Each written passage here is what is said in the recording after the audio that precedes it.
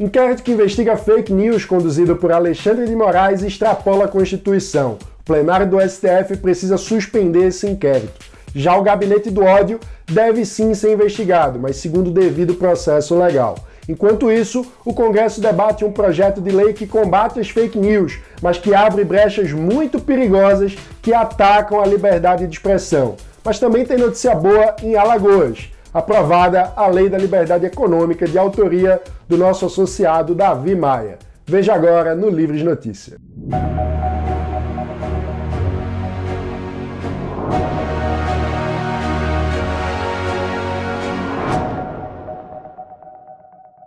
Sob o comando do ministro Alexandre de Moraes, do STF, um inquérito que investiga fake news realizou uma operação de busca e apreensão ontem que atingiu pelo menos 29 pessoas ligadas ao chamado gabinete do ódio, do bolsonarismo. Bem, todo mundo sabe o quanto Livres é contrário, é crítico aos métodos desse gabinete do ódio, que prejudica muito o debate público brasileiro, que avacalha o nosso debate. E ao que tudo indica, de fato, há bastante coisa para ser investigada nesse gabinete. Mas os fins não justificam os meios. O problema é que o inquérito conduzido pelo STF tem diversos problemas e extrapola as funções constitucionais da Corte, o que inclusive aumenta a tensão institucional cada vez mais perigosa e preocupante que nós vivemos. Para entender isso a fundo, eu conversei com o consultor jurídico do Livres, Irapuan Santana. Esse processo é complicado desde o início, mano. Começou, né, por um ato do presidente do Supremo, o presidente Dias Toffoli, e ele não mandou a relatoria para distribuição. Ele simplesmente escolheu o ministro Alexandre de Moraes para poder conduzir as investigações. E aí, como uma reação a isso, na época, a Procuradora-Geral da República, a doutora Raquel Dodge, ela chegou e pediu explicações para o Supremo. Afinal de contas, quem tem que abrir investigação, quem tem que fazer essa apuração é a PGR, é o Ministério Público. Que esse inquérito ele foi feito ele foi aberto, no caso, a partir para apurar uma eventual violação à honra do Supremo, o que é um negócio absurdamente abstrato, extremamente genérico, e aí a doutora Raquel Dodge chegou e pediu o arquivamento do processo. E lá no artigo 21 do Regimento Interno do Supremo fala que quando a PGR determinar o arquivamento, o inquérito ele tem de fato que ser arquivado. Não existe uma possibilidade do Supremo chegar e o relator passar por cima disso e seguir em frente com o inquérito. A única possibilidade que existe é lá no artigo 43, em um crime cometido no âmbito do Supremo Tribunal Federal, né? na parte da área do Supremo Tribunal Federal, só que tem que aqui a gente está falando de um crime de internet que, na verdade, não tem essa área, né? Então, que pode ser cometido por em qualquer lugar do Brasil. E então, na verdade, existe essa polêmica em torno tanto da questão de quem é o legitimado para tocar a investigação, quanto com relação a essa busca de crimes que são extremamente genéricos e, por fim, com relação a essa aplicabilidade do artigo 43 que eu falei com você. Se todo mundo sabe que o Livres não gosta do bolsonarismo, por que nós ficamos preocupados com esse processo? Você vai entender melhor a gravidade da situação com essa explicação do Irapuan. A ordem natural o Ministério Público faz o requerimento e aí esse requerimento ele é analisado pelo ministro que vai deferir ou não. No caso, saiu do ministro Alexandre de Moraes para o próprio Alexandre de Moraes e ficou por ali mesmo. Então, dentro disso aí, existe um autoritarismo que é até engraçado, né? Porque é justamente a galera que está defendendo o autoritarismo que está sofrendo o autoritarismo do Supremo, né? É engraçado, mas não justifica, né? Com certeza absoluta. Agora, também, ao mesmo tempo que não justifica, também o fato do processo estar completamente errado também não quer dizer que não se tenha o que investigar, né? Que aí é outra seara. Por exemplo, o MPF ele pode investigar, e aí eu não estou falando da PGR, eu estou falando do MPF, ele pode chegar e investigar o caso das fake news, o caso do gabinete do ódio, e aí verificar se existe de fato um crime ali perpetrado. Isso pode acontecer e não precisa ser o Augusto Aras, que aí a pessoa pode falar assim, mas o Augusto Aras ele foi indicado pelo Bolsonaro. Tá bom, existem outros órgãos dentro do MPF que podem fazer esse tipo de investigação.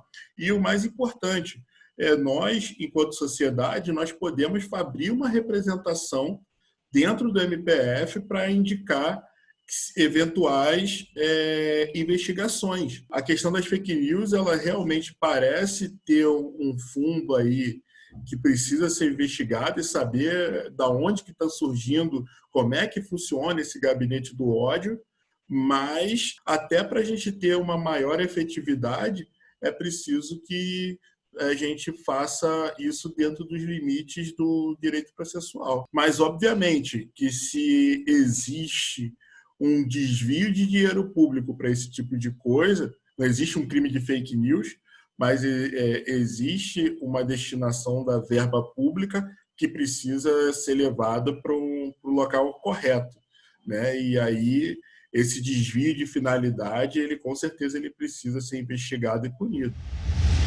Bem, tratada a questão do gabinete do ódio, vamos falar mais um pouco sobre o erro do STF e como lidar com ele. Uhum. Oi, deixa eu entender uma coisa, assim, para quem é leigo como eu. A justiça não tem que ser passiva, né? Ela não tem que responder ao que os outros trazem. Como é que o Supremo pode tomar a iniciativa de um inquérito? Exato, você lembrou bem, mano. Existe um princípio chamado princípio da inércia, em que o judiciário ele precisa ser provocado para que ele possa analisar o caso com uma distância que garanta a sua imparcialidade, né? Isso aí é dos primórdios do direito processual, né? Então, quando o judiciário ele mesmo ingressa com a ação, ele começa a ação, a questão da imparcialidade já fica ali bem debilitada, que foi uma questão levantada, inclusive, pelo ministro Marco Aurélio, quando iniciou essa investigação lá no ano passado. Basicamente, o que você está dizendo o Supremo está passando de suas atribuições. Então, como é que se limita a ação arbitrária do Supremo? A gente está falando aqui de apenas 2 ministros do Supremo e falando de um ministro que está tocando isso tudo como relator, o doutor Augusto Aras. Ele pediu que fossem suspensas as investigações até que o plenário da Suprema Corte determinasse quais são os limites das investigações, quais são os limites que as investigações devem respeitar. E aí, né, acima do plenário não tem ninguém, de fato.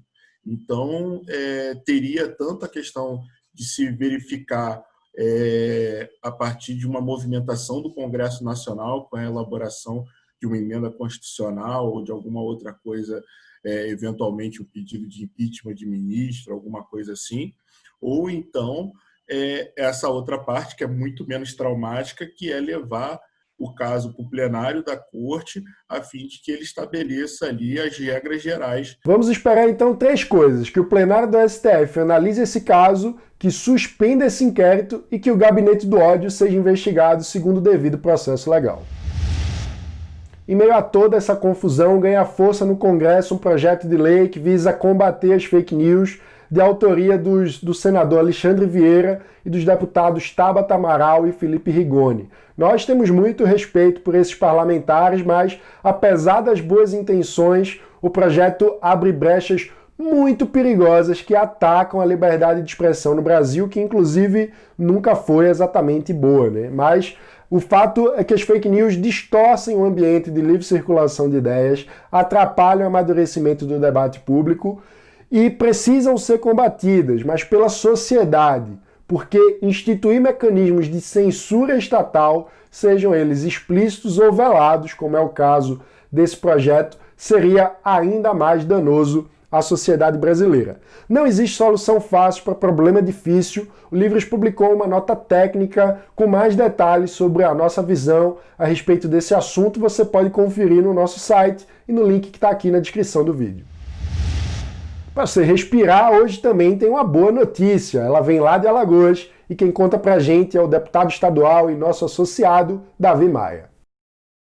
Vitória, hoje aprovamos aqui em Alagoas a Declaração Alagoana de Direitos de Liberdade Econômica. A declaração segue os moldes da aprovada no Congresso Nacional e prevê normas de proteção à livre iniciativa e ao livre exercício de atividade econômica. Ela tem como princípio a liberdade do exercício das atividades econômicas, a presunção da boa-fé do particular, a intervenção subsidiária mínima e excepcional do Estado e o reconhecimento da vulnerabilidade do particular perante o Estado. Um importante passo, ainda mais nesse momento em que precisamos dar respostas para a retomada econômica pós-pandemia.